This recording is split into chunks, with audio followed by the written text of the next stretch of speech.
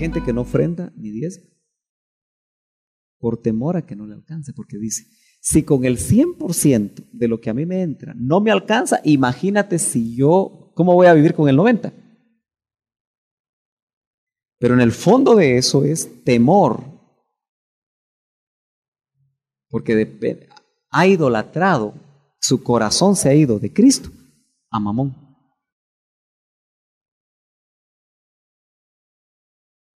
Aquellos compradores compulsivos que no necesitan una camisa más, pero quieren la camisa, como que la camisa en las vitrinas le hablara. Cómprame. Están los closets llenos de cosas que ni se usan. El cuarto de chunches lleno de cosas que nunca se usaron y se gastó. Compradores compulsivos son síntomas. ¿Por qué? Porque si Cristo no satisface nuestra alma, vamos a buscar en cualquier otra cosa. Y obviamente Mamón dice, bueno, el dinero te va a satisfacer. Las cosas que compras con el dinero. Y lo que cambia ahí es que nosotros, cuando tenemos temor de que lo que llega a nuestras vidas no nos alcanza, tenemos temor por el futuro, estamos haciendo de Mamón nuestra fuente. Y no que sea Cristo nuestra fuente. El temor a perder el trabajo es una forma de idolatría. Porque si tú pierdes el trabajo, Dios puede abrir otra puerta. Porque la puerta de bendición, la fuente de bendición es Dios. Y cuando Dios ocupa el primer lugar, viene paz al corazón, viene reposo, viene tranquilidad. Pero cuando nosotros permitimos, porque es una obra de la carne, idolatrías de ese tipo. Hay gente que guarda el dinero, no lo puede gastar, porque tiene temor que un día se le va a terminar. Todo eso, aunque no quiero ser amplio en esto, son idolatrías, hechicerías.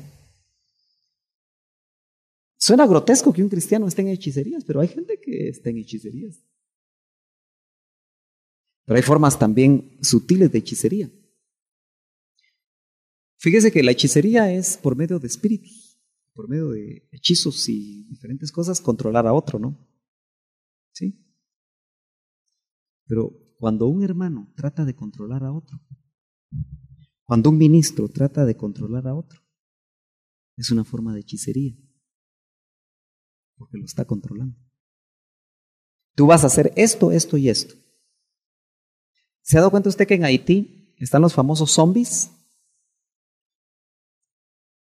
Son muertos, es gente prácticamente muerta, sin ningún tipo de voluntad.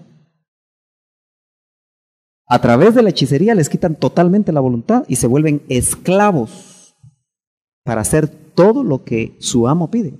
Y eso se ve en Haití, por medio del vudú, que quizá una de las cosas más fuertes de hechicería. Cuando te quieren controlar los hombres al nivel que tu voluntad ya no entra a funcionar, es una especie de hechicería. Por eso el doctor Ríos nos enseñó que ningún ministro está para guiar tu vida,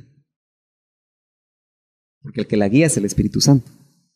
Dice, Él os guiará, no dice el ministro tal o cual, o la denominación o la organización tal o cual. Pero qué fácil es entregar nuestras mentes y nuestras voluntades a organizaciones, a hombres carismáticos, a hombres iluminados, que pueden tomar decisiones al punto de un Jim Jones, que obligó, y tal vez no obligó necesariamente por la fuerza, a más de 900 personas a tomar un veneno para morir. David Koresh. Pero nosotros no vemos líderes a esos niveles, tal vez cerca de nosotros, pero hay formas de manipular. Cuando tu voluntad es manipulada, por eso a mí me preocupa mucho la consejería y la administración. El doctor decía, una administración mal hecha es mejor no hacerla. Tú cuando vas con un ministro a pedir consejo, tú tienes Espíritu Santo, tienes un sentido común. Lo que se espera hasta que el ministro sea un instrumento para confirmarte a ti lo que ya Dios te dijo. El problema está que la mayoría de la gente no oye la voz de Dios. Y cualquier cosa que les dicen es voz de Dios. Y por eso se ha caído en tantas cosas tan terribles, como aquellas profecías de fulanita es la que, con la que te debes de casar. Y sí dice el otro. Eso es una manera de hechicería. Controlar. No por el vudú, pero sí por ciertas formas que uno permite. No permitamos que nuestras vidas sean controladas. Un ministro no te puede decir, mira, Dios me dijo que me diera 5,000 quetzales para que yo los gaste en tal cosa. Y eso se mira. Cuidado con Dios me dijo. El joven, Dios me dijo que tú vas a ser mi novia. Y la otra, amén dice. A uno le da risa, hermano, pero esas cosas se ven dentro de las congregaciones, especialmente dentro de las independientes, ¿verdad? Iglesias que no tienen una base. Dios me dijo aquí, Dios me dijo allá, cuidado. Obras de la carne, hermanos, dentro del campo religioso. Sectarismos. No puedes ir a ningún lugar. Hoy estamos viendo grupos que están cercando a sus ovejas. Y solo lo que está dentro del cerco es de Dios. Qué peligroso, hermano. Y todo lo que está fuera del cerco ya no es de Dios. Indudablemente hay un cuidado. Pero el mejor cerco y el mejor cuidado, fíjate que el mejor cuidado que tú puedes tener es el Espíritu Santo, que es Dios dentro de ti. Indudablemente, el consejo ministerial es importante, pero cuando el consejo ministerial, fíjense que yo siempre pongo este ejemplo porque yo no estaría felizmente casado si le hubiera hecho caso a un ministro que me ministró. ¿Qué le parece? Encumbrado el varón. Me dijo, si seguís por ahí, te va a ir mal, me dijo. Afortunadamente, cuando yo llegué al IM ya tenía bastante base doctrinal. Y dije yo, bueno, si yo le hago caso a él, las consecuencias las voy a vivir yo.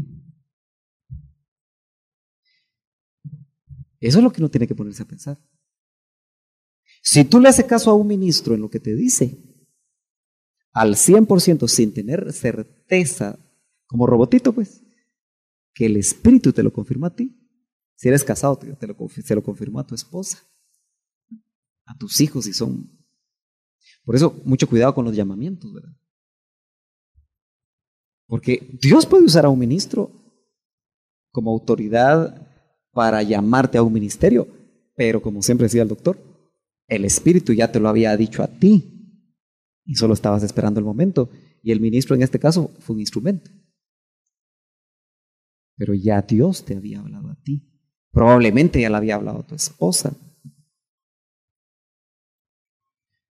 Porque de ahí se ve mucha gente fracasada y grandes fracasos. ¿Se da cuenta cómo idolatría y hechicería? Fíjese que van vinculados. Porque tú idolatras a un ministro y él controla tu vida.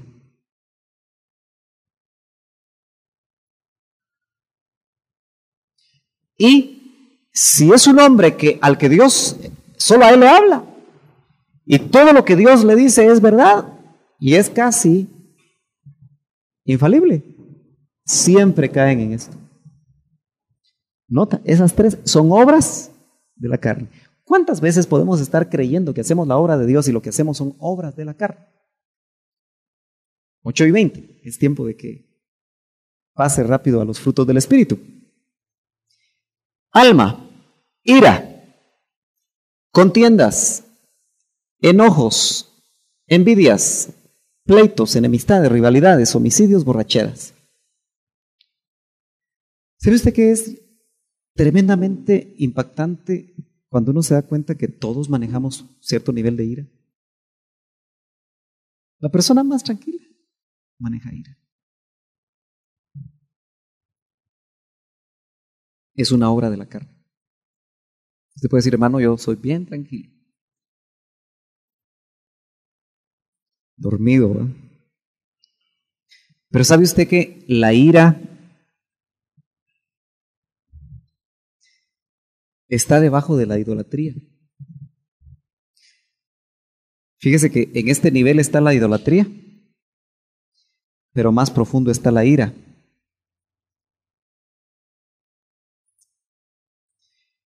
Y muchas veces se ministra aquí, pero no se logra llegar aquí. Fíjate que la ira viene, generalmente, las raíces vienen desde la niñez. Cuando a ti, tus autoridades, padres, maestros, pastores, padres católicos, cualquier persona en autoridad, un abuelo, un tío, quien sea, te hizo a ti actuar a un nivel en el que todavía tú no podías moverte adecuadamente. En ese nivel, un niño al que lo quieren hacer actuar como un adulto, generalmente queda mal el niño. Ejemplos. ¿Recuerdas tú alguna vez cuando una autoridad te dijo, no sirves para nada porque se te cayó un vaso?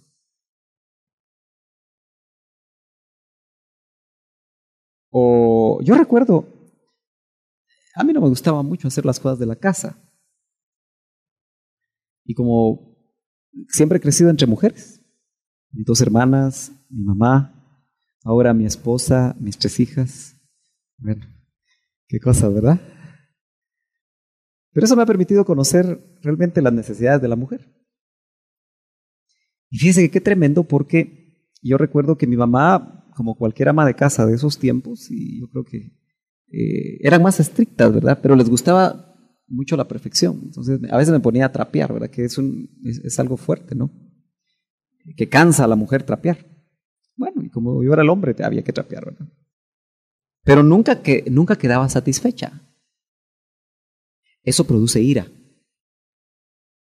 ¿Se acuerda cuando dice, padres, no provoquéis a ira a vuestros hijos? Porque generalmente los padres provocamos a ira a nuestros hijos. Yo le aseguro que sus padres en algún momento lo provocaron a ira. Y usted seguramente está provocando a ira a alguno de sus hijos. Exigirle a un niño de 4 años que se comporte adecuadamente como un adulto es provocarle ira.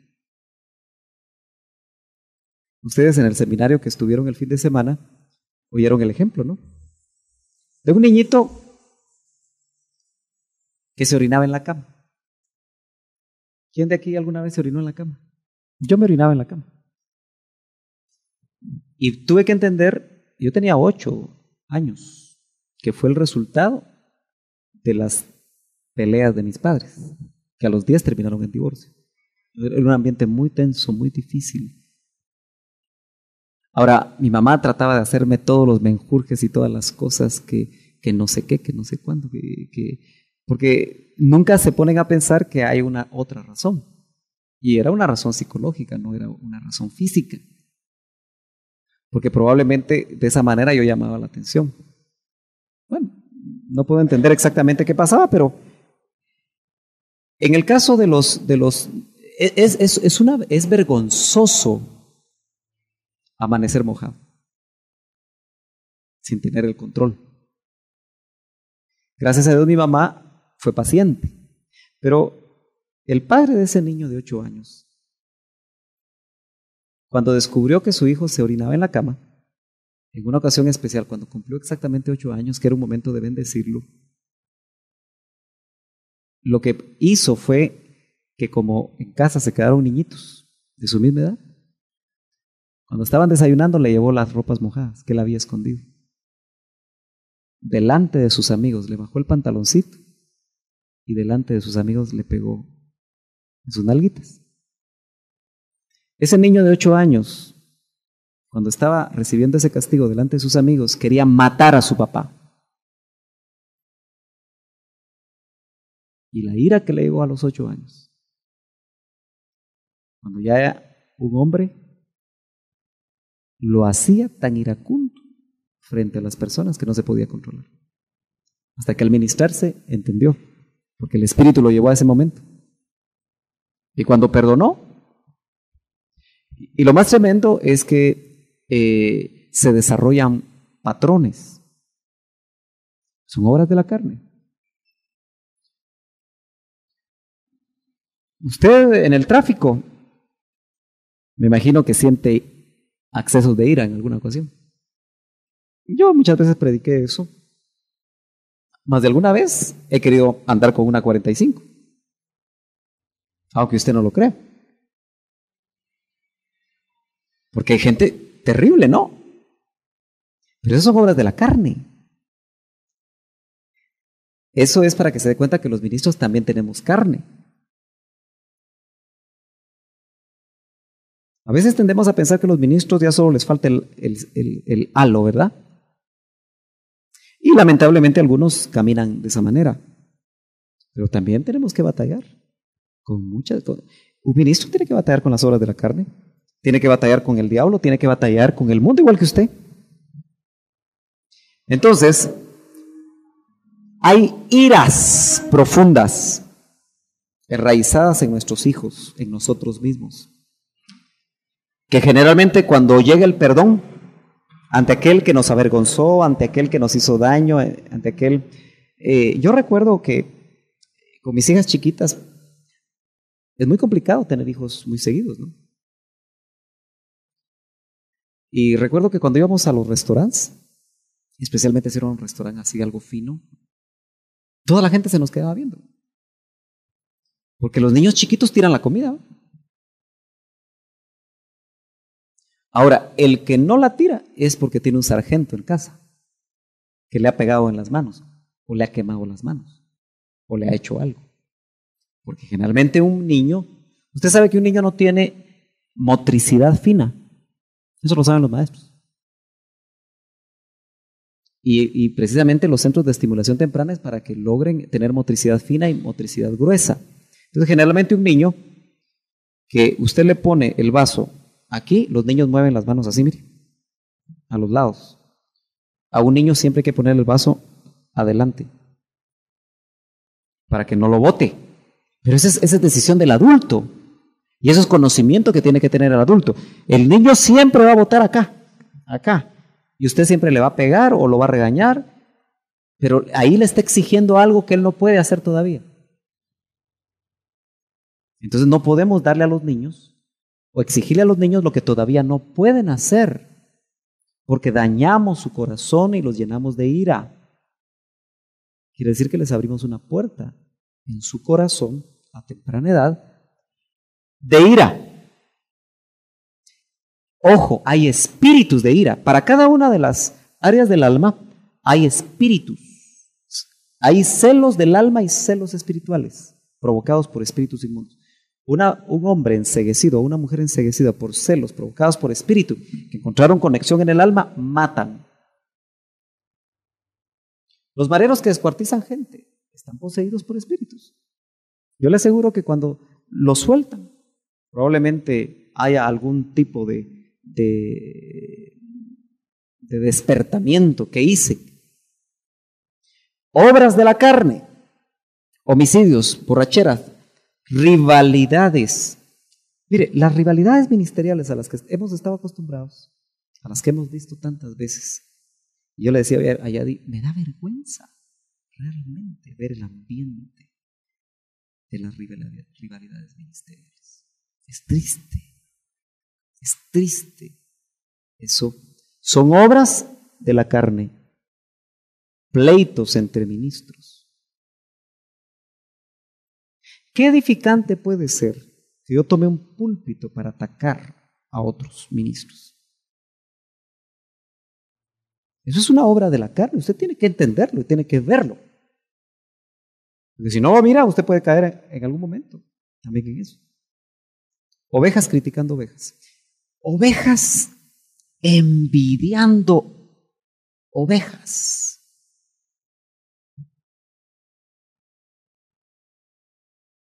¿Cree usted que hay envidia entre los hermanos? Envidias ministeriales, envidias por el carro que tiene el otro, por la casa que tiene el otro. Todo eso son obras de la carne. Bueno, dejémoslo ahí, porque no es nada grato, ¿verdad? Pero qué importante es poder darse cuenta que aquí apenas el apóstol Pablo lo que hizo fue atisbar un poquito acerca de las obras de la carne. Solo Robert.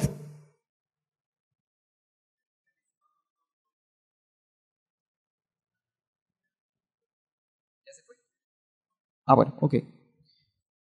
Bueno, solo chequea. Verso 22. Ahora, note usted que aquí hay algo bien tremendo, porque dice, como ya os lo he dicho antes, que los que practican tales cosas no heredarán el reino de Dios. Ahora, note que aquí la palabra clave es practican. Practican. Porque si no dijera practican, yo tendría que decirle con todo el dolor de mi corazón que ninguno de nosotros podría entrar en el reino de los cielos. Porque más de alguna vez usted ha sentido envidia. Aunque dice, envidia santa, decimos. Más de alguna vez usted ha sentido ira. Y no me puede garantizar que no la va a volver a sentir. Más de alguna vez usted ha tenido pleitos con su esposa. Griterías, maledicencias. Pero la palabra practican, ¿qué le viene a la mente a usted? ¿Qué es una práctica? Que practica fútbol lo practica todos los días. Que está aprendiendo a manejar, practica todos los días. Que está aprendiendo a escribir a máquina, practica todos los días. Entonces, para quienes practican tales cosas, es que todos los días lo hacen. Se están volviendo expertos en adulterio, expertos en fornicación, expertos en inmundicias, para abajo, expertos en hechicerías, expertos. El que practica se vuelve un experto. Si usted quiere, hasta se vuelve profesional. Profesionales para mentirle a la esposa. Profesionales para mentirle al patrono. Profesionales para mentirle al pastor. Profesionales para mentirle a quien sea, al amigo. Profesionales, gente que sabe cómo hacer las cosas. Pero los que practican tales cosas no heredarán el reino de Dios. Punto. Ahí no podemos hacer mucho. Bueno, entremos al verso 22. Más, en contraposición, está diciendo ese más. En contraste. Más, porque viene hablando de la guerra civil entre la carne y el espíritu. La carne nos quiere controlar a través de estas cosas, porque estas cosas controlan, hermanos. Son adictivas. Ver televisión es adictivo.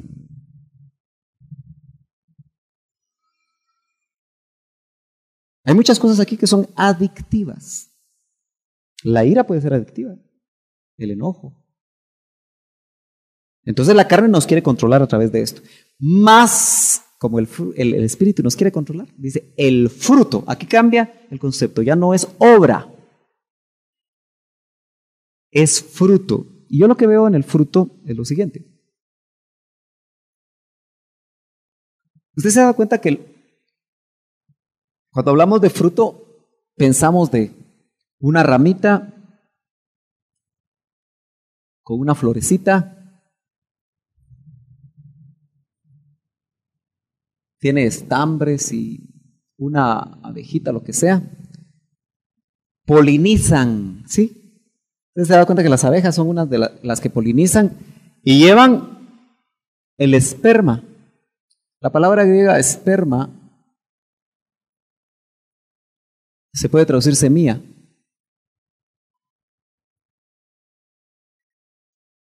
El hombre que sembró mala semilla, sembró mal esperma. Dice que cuando el dueño de casa se durmió, el malo sembró cizaña. El original es esperma. Todos sabemos lo que es esperma, ¿no? Entonces, el esperma, la semilla que lleva el viento, lo que sea, todo eso usted lo sabe, ¿verdad? Es un proceso muy natural. Usted sabe que las flores tienen órganos femeninos. ¿Sabe usted eso, verdad? ¿Se acuerda usted de eso? No muchito. Más o menos. Y a través de el polen son polinizados y engendran. Porque la clave para fruto es engendramiento. Para que haya fruto, tiene que haber engendramiento. La carne no produce fruto. La carne son obras, manifiestas son las obras. Pero como los frutos del Espíritu son un proceso de engendramiento.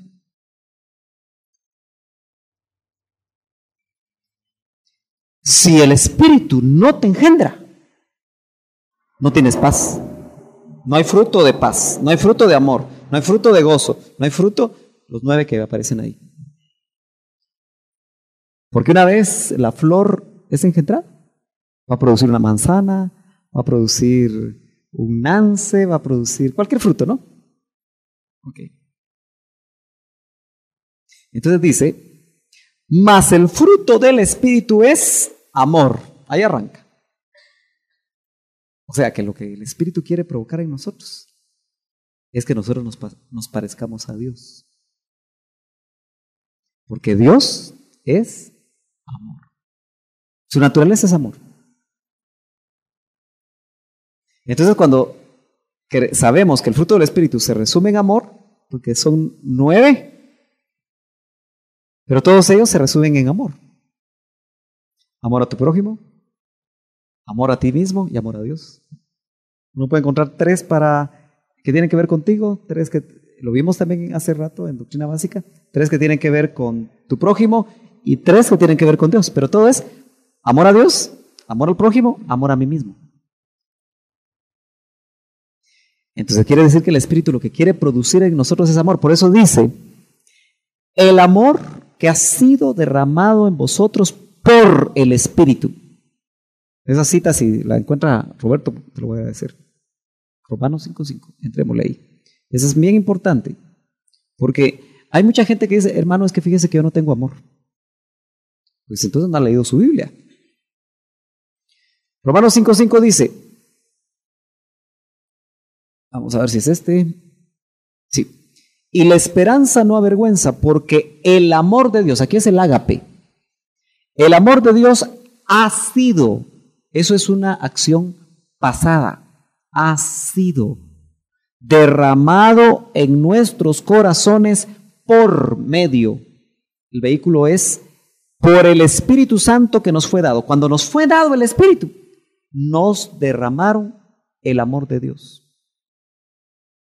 Cuando tú naciste de nuevo, cuando el Espíritu Santo entró a tu vida, en ese parto gemelar, te derramaron el amor de Dios. Tú no puedes decir que no tienes ese, pero ¿por qué no se manifiesta?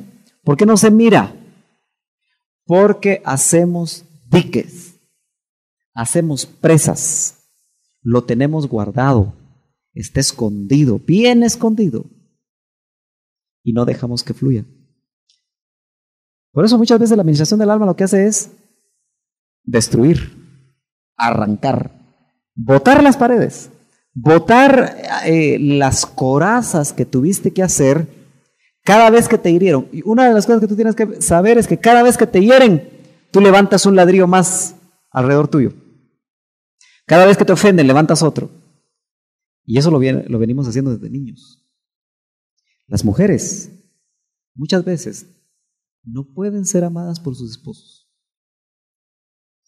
porque desde niñas le huyeron al papá para que no las violara, le huyeron a los tíos, le huyeron a los amigos, le huyeron a los primos, después a los compañeros de estudio, después a los compañeros, les huyeron hasta los de los buses para que no las tocaran, les huyeron en los mercados para que no les hablaran. Huyeron, se casan y siguen huyendo. Aló, siguen huyendo. ¿Por qué? Porque indudablemente tuvieron que defenderse toda su vida y siguen defendiéndose del esposo. Son patrones carnales en el alma. Obviamente estamos hablando del amor de Dios. De la carne y los frutos del Espíritu. Las obras de la carne y los frutos del Espíritu. Gálatas capítulo 5, del verso 16 en adelante.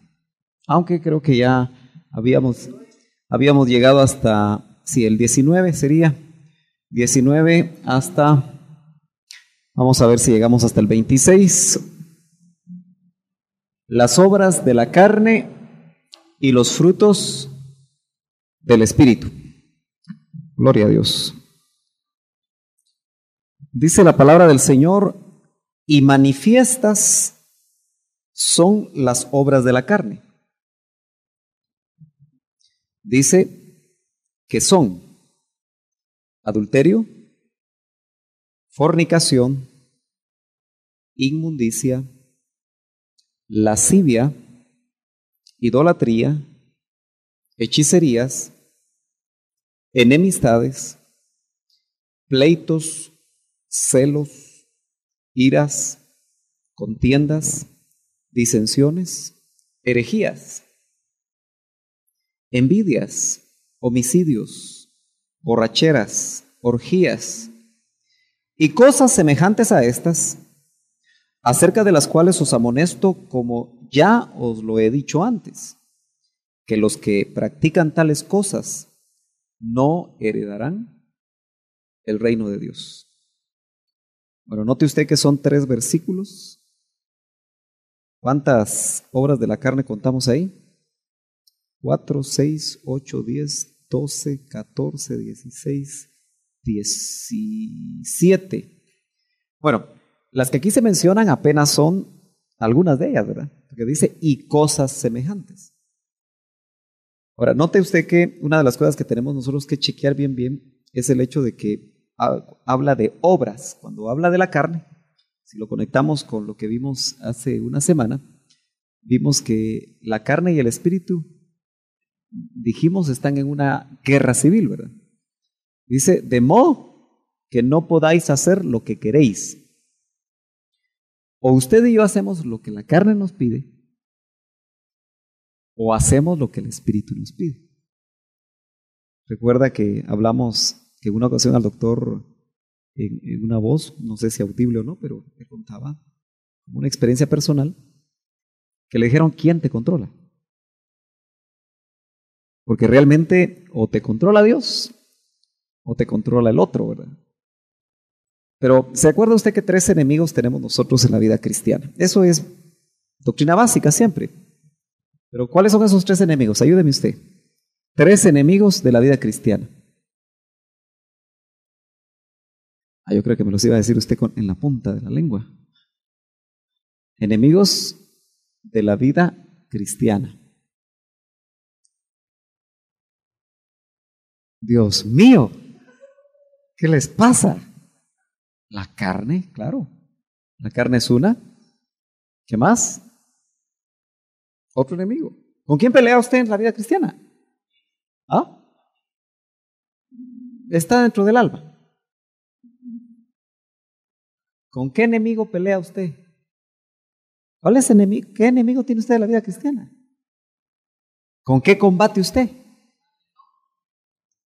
Es parte de la carne. Enemigo. El espíritu. El espíritu es nuestro amigo. Enemigo. Me extraña. El mundo es el segundo. ¿Y el tercero?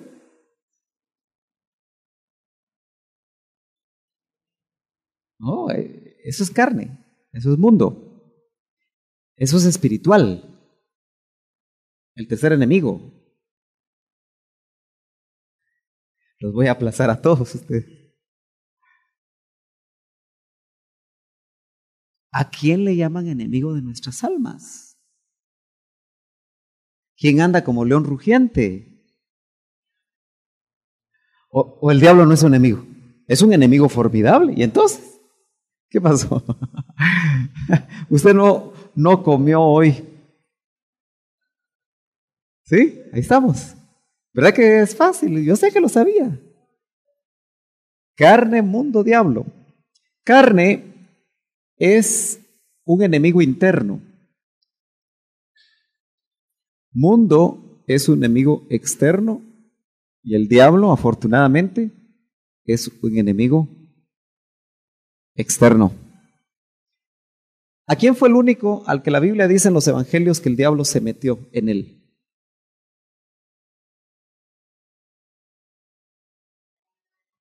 El diablo. No espíritus inmundos, no demonios.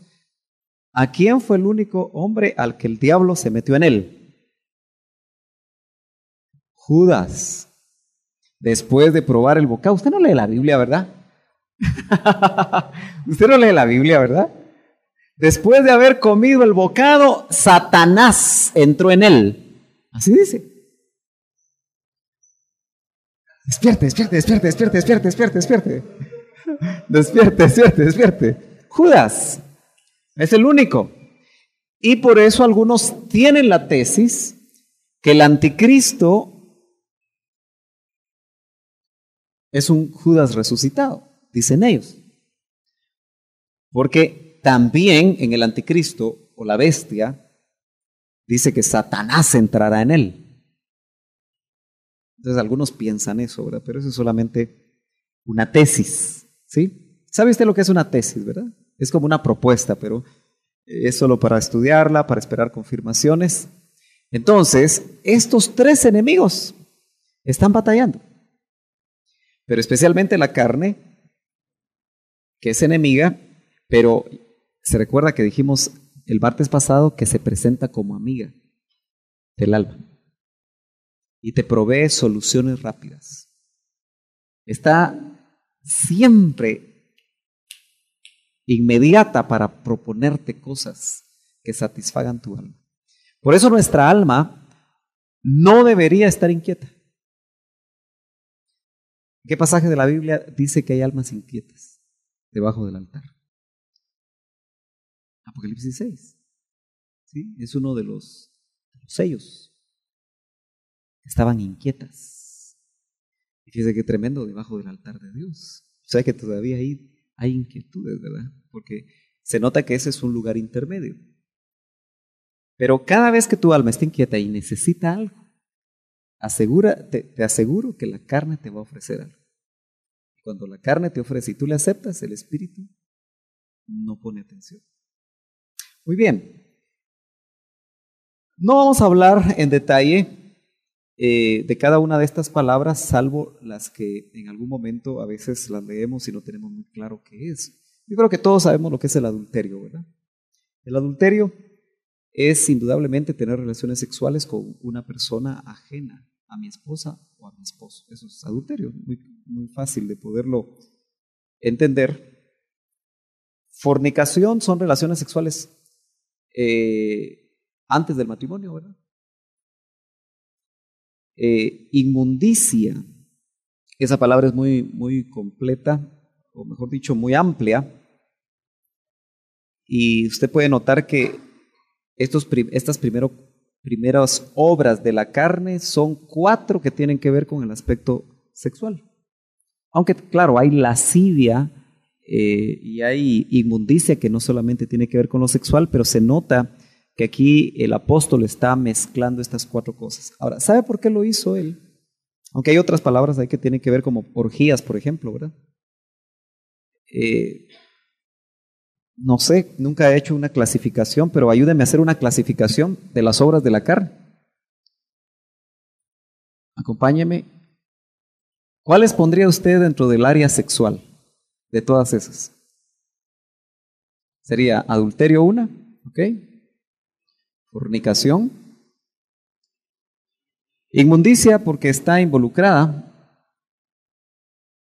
4, orgías. Quinta.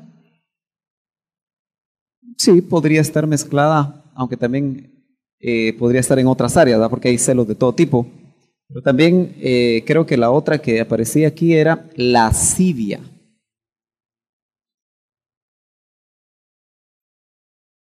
Ok. Religioso.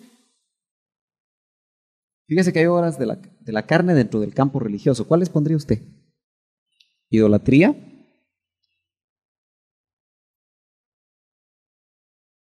Hechicería. Sectarismos lo pone en esta versión y es tal vez un poquito más claro como herejías. ¿Qué otra obra de la carne encontraría usted dentro del campo religioso? Bienvenida, Sarita.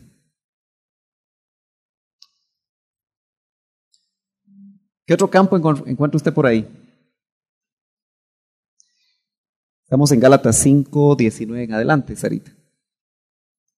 Fíjese que, ¿dónde pondríamos nosotros la ira?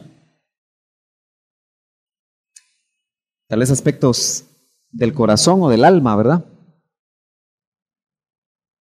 Iras, ¿qué más? Contiendas, enojos, ¿qué más? Envidia, sí. La envidia es interna, es del alma. Si la envidia fuera tiña, decía el doctor, todos nos veríamos tiñosos, ¿verdad? Pleitos también, sí. ¿Qué otra encuentra usted? Enemistades, sí. Creo que por las diferentes versiones que ustedes tienen son sinónimos. Rivalidades. ¿Qué más? Sí. Una persona iracunda puede matar a otro, ¿eh? Borracheras. Pleito de hasta aquí. Ok, dejémoslo por ahí. Tal vez es una idea de clasificar,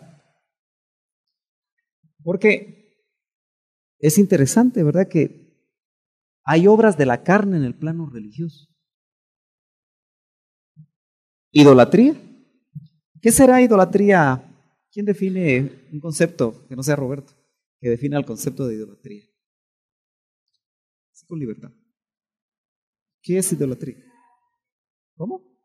Adoración a otros dioses. Idealizar a alguien, ¿ok?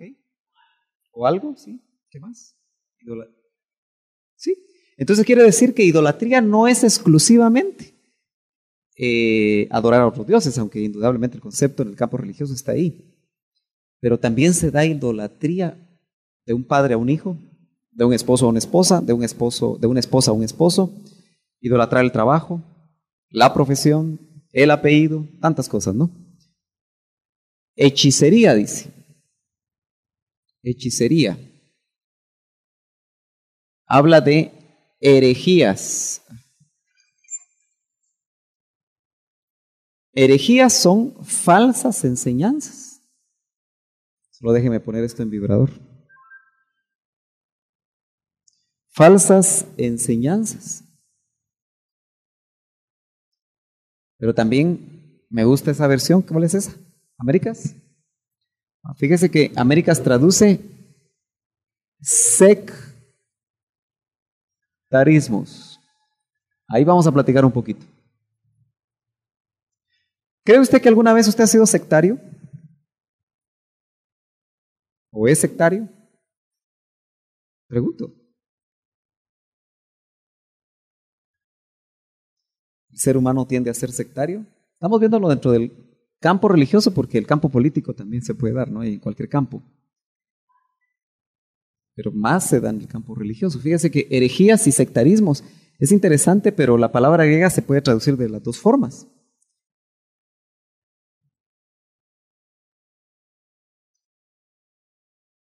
¿Ha sido usted sectarista? ¿Qué es ser sectarista? Viene de secta, porque las sectas surgen precisamente por una herejía. Los mormones. El ángel Moroni se aparece a José Smith. No dudo que haya sido una experiencia real. Solo que saber qué clase de ángel fue.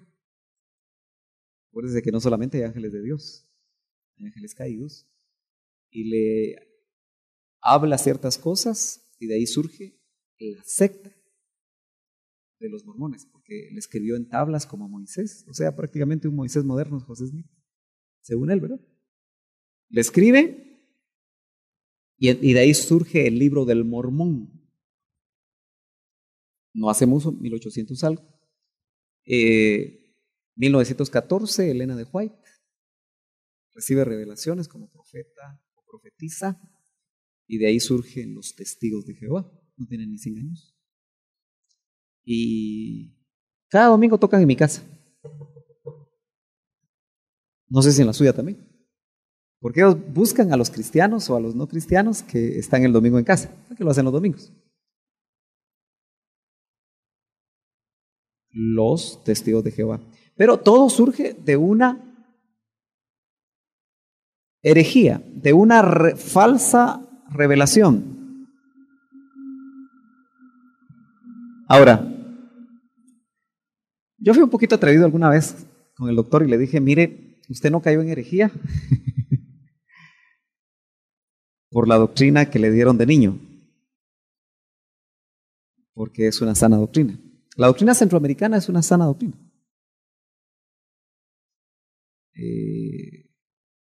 Y el abuelo y el papá fueron centroamericanos. Como la mayoría de los primeros cristianos, presbiterianos o metodistas, dependiendo en qué región del país usted, sus ancestros vivieron. ¿Con quién platicaba yo el domingo? ¿Domingo con quién platicaba? Alguien de Oriente, que me contaba pues de sus ancestros cristianos. Interesante. Pero dependiendo de la región, ahí se ubicaron las diferentes denominaciones. Estaba hablando con varios, no me acuerdo con quién de todos me dijo eso, pero fíjese y él me dijo, tenés razón,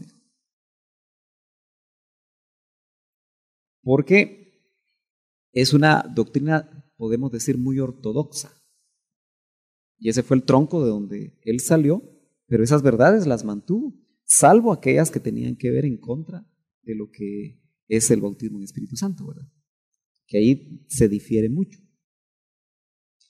O sea, nosotros no podemos decir que los presbiterianos sean una secta. Tampoco podemos decir que los bautistas sean una secta, o que los centroamericanos o los metodistas sean una secta. Pero sí podemos decir que los adventistas son una secta. Adventistas del séptimo día, o el Israel de Dios, porque parece que hasta ellos también se han separado y han formado dos bloques fuertes, ¿no? Uno muy radical. Sectarismo, son obras de la carne. Porque manifiestas son las obras de la carne. Ahora, ¿por qué yo le dije eso al doctor en esa ocasión? Porque también él recibió mucha revelación. Y yo le aseguro que probablemente estos personajes recibieron también revelación. Y parte de lo que recibieron haber sido de Dios. Pero en qué momento se cruzaron no sabemos. Si tú no tienes una buena base, y empiezas a recibir revelación, pero no tienes un buen fundamento escritural. Por eso yo le digo, yo me preocupo mucho del poco interés de los hermanos de venir los martes, porque para mí es lo más importante. Es más importante venir el martes que venir el domingo. Yo sé que es muy difícil, porque hay responsabilidades de levantarse temprano, etcétera, etcétera. Pero podríamos hacer el esfuerzo, porque eso es lo que te permite saber dónde estás parado. Usted se da cuenta que le hacemos énfasis a la enseñanza, porque es una obra de la carne. Eso quiere decir que tu carne te va a querer hacer sectario. Tú me dijiste que no, ninguno aquí se apuntó que... Yo creo que hemos sido sectarios nosotros. El himno ha tendido a ser sectario. Y quizá más en lo individual. Y en la historia del Lima han habido sectarismos individuales. Por ejemplo, los legalismos que se manejaron. El creer que solo nosotros éramos los espirituales. ¿De dónde es usted? Yo soy del Lima. Ya se miraba a la otra persona. Tal vez usted no le pasó, quizá usted no cayó en eso, pero tiene que examinar su corazón, porque el sectarismo, el creer que solo somos nosotros, es una obra de la carne. Hay cosas muy sutiles que tenemos nosotros que chequear. Dice, porque manifiestas. Yo quiero que ponga mucha atención al lenguaje que utiliza aquí el apóstol, porque ya le dije que no habla de frutos de la carne, sino habla de obras. Y dice, manifiestas son las obras de la carne: adulterio, fornicación, inmundicia, lascivia, idolatría, hechicerías, enemistades. Pero estamos haciendo una pequeña clasificación. Ahora, note que hay muchas obras de la carne en el campo sexual.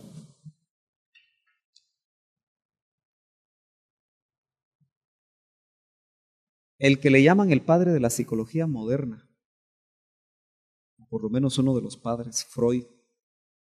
Usted nunca ha leído nada de Freud, pero en algún momento le tuvieron que haber dicho eso, ya sea en la primaria, en la secundaria, o quizás lo leyó en algún lado. Pero Freud creía que todos los problemas humanos estaban ahí en el sexo. Y él así lo manejó. Pero note usted que de las 17, ¿contó usted obras de la carne escritas ahí? ¿Eran 17? Yo conté 17. No sé si usted tiene una menos. Por lo menos 6. Diríamos que el 33%, ¿verdad? Pablo habla acerca del plano sexual. Entonces, dijimos que la carne es un enemigo interno. Está allá dentro de usted. Quiera o no quiera, usted tiene carne.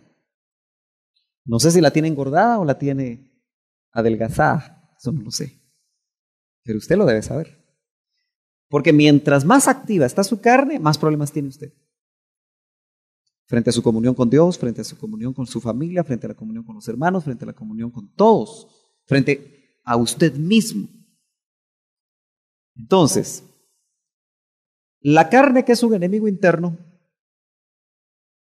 ¿en cómo se va a querer manifestar? En adulterio, en fornicación, en inmundicia, en orgías, en celos, en lascivia. Ahora, note usted que obviamente la pornografía, que no aparece ahí, podría resumir todo eso, ¿no? Lástima que no traje mi computadora, pero para chequear el original, porque esta palabra podría ser pornos, porque en algunos momentos la palabra pornos, es griego, aparece en la Biblia.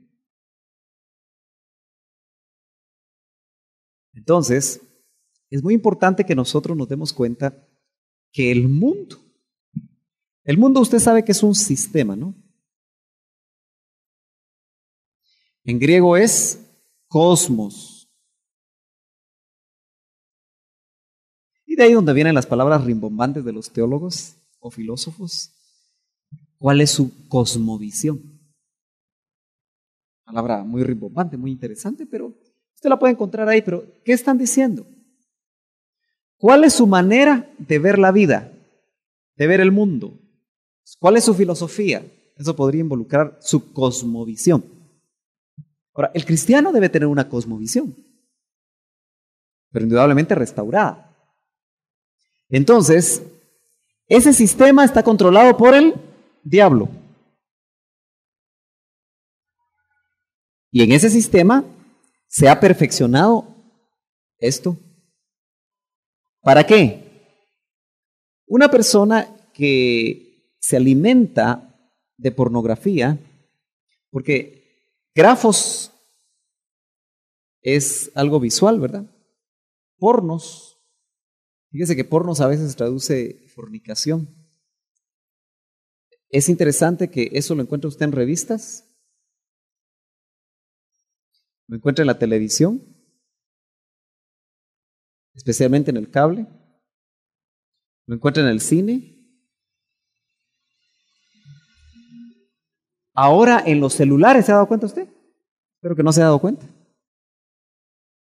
En los celulares está llegando y puede llegar a nuestros jóvenes la pornografía. También por el teléfono, normal.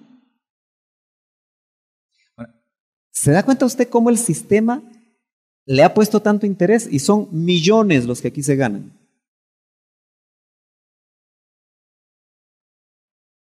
Y ya desde hace 2000 años, esto fue lo que votó al Imperio Romano, ¿sabe usted, verdad?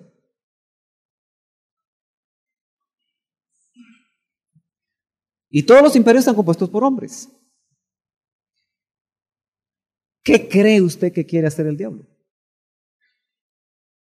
Votar a todos los cristianos a través de todo esto. Nosotros tenemos que ser sumamente cuidadosos con esto. Religioso, idolatrías, las idolatrías. Cuando tú pones algo o a alguien, ¿qué se hizo Pablito? ¿Sí diría Pablito, no? Ah, bueno, ok, está bien, no hay problema. Sí, sí. Lo llamaron, parece, no. Qué interesante es darse cuenta que nosotros podemos caer en idolatría tan fácilmente, tan fácilmente. La idolatría crasa de tener una virgen o aquello en lo que tal vez usted antes cayó, es muy difícil que un cristiano vuelva a caer. Pero el enemigo como que solo cambia la estrategia. Y entonces hay idolatrías al dinero, hay idolatrías al trabajo, al estatus, a tantas cosas, al carro. Hay gente que idolatra su carro. Cuidadito con que alguien se lo va a rayar. Es un objeto que se vuelve objeto de culto en cierta manera, ¿no? Limpia más el vehículo que la casa. Gasta más en productos para el vehículo que para su esposa. Yo conozco gente así. Hay muchas idolatrías a marcas. Todo lo que quiera ocupar el primer lugar en tu vida, el lugar que lo ocupe Dios, es una idolatría. Y es obra de la carne, enemigo interno. El problema serio es que lo externo es más fácil de eludirlo, ¿verdad? Pero lo que está adentro están los pensamientos de la carne. Tú sabes que hay una mente carnal, ¿verdad? Y esos te asaltan de adentro. Por eso la carne es la quinta columna, ¿verdad? Es una quinta columna que está adentro para abrirle la puerta a los enemigos externos. Es la carne la que le interesa. Fíjese que todo esto está afuera, ¿no? Pero la carne propicia el ojo malo, el que habla la Biblia, ¿verdad? Hay un ojo malo, es un ojo interno que se alimenta y se alimenta y se alimenta. Pero volviendo a esto, idolatrías. Cada una de estas cosas uno podría hablar mucho acerca de ello, ¿verdad? Pero tenemos que ir rápido porque quizá después en otros ambientes o en otros temas podemos regresar. Pero no es casualidad que he estado escuchando los cassettes de un ministro que a mí me ha bendecido mucho, el hermano Craig Hill. Algunos cuando oyen ese nombre se asustan, ¿verdad? Porque solo oyeron campanas, pero no supieron. Pero este es un ministro al que prácticamente el doctor le dio la diestra de compañerismo, pero algunos no lo supieron, ¿verdad? Le permitió ministrar en casi todas las iglesias Elim en el mundo, porque le dijo así: yo te entrego el directorio de iglesias Elim en el mundo, tú puedes ministrar en ellas. Claro, llegaría a unas 10, ¿verdad? Sí, mucho. Pero oyendo un cassette me llamaba la atención porque él hablaba sobre las finanzas. Ese es un tema que vale la pena hablarlo entre cristianos, porque la Biblia, de las 33 parábolas que hay por ahí, la tercera parte habla de dinero, o tiene dentro de su contenido el dinero. Pero lo que él hacía ver en el aspecto de idolatría, porque ¿quién diría que el dinero puede ocupar el lugar de idolatría? Pero al hacer referencia, no voy a entrar en eso rápido, solo se lo voy a comentar como un ejemplo, es que dice: no puedes servir a dos señores. Ahora, que yo sepa, el dinero no es señor, porque el dinero es papel, respaldado por el oro. Sin oro sigue siendo papel. El dinero no es ni bueno ni malo en sí mismo, es totalmente amoral. Pero dice: no puedes servir a Dios. Y el problema es que nuestras Biblias traducen mal, porque traducen riquezas. Pero en realidad el original es mamón. Por eso dice dos señores. Uno es Cristo y el otro es mamón. Hubiera sido más fácil, decía él, que dijera: no pueden servir a Cristo y a Baal. Lo hubiéramos entendido mejor. No pueden servir a Cristo o a Astarte. No puede servir a Cristo o a Chemosh, aquel que le llevaban sacrificios vivos de sus hijos, los sacrificaban a Chemosh.